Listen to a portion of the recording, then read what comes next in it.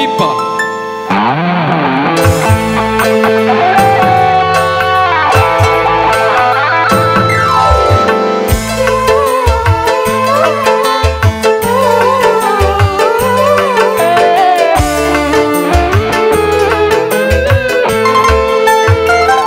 Payung hitam itu menjadi saksi, tak sengaja aku menyakiti.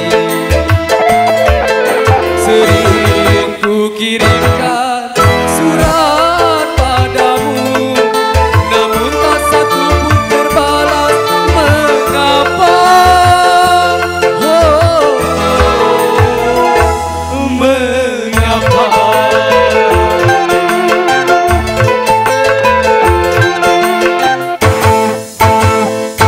Terpaksa aku memetik pipa karena bulan telah tertutup awan. Rapipa.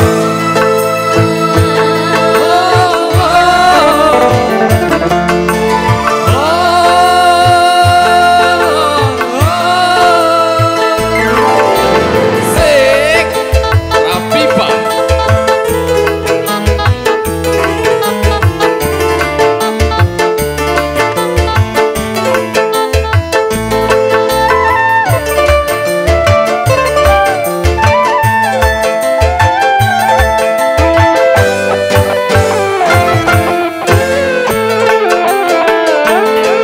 Seandainya payung hitam dapat berubah putih, bila sudah jodoh kita pasti kembali lagi.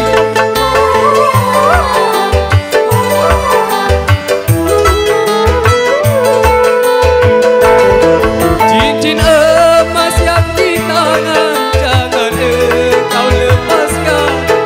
Bukti cinta yang dihasut orang, bukan hanya kamu yang merasa malu.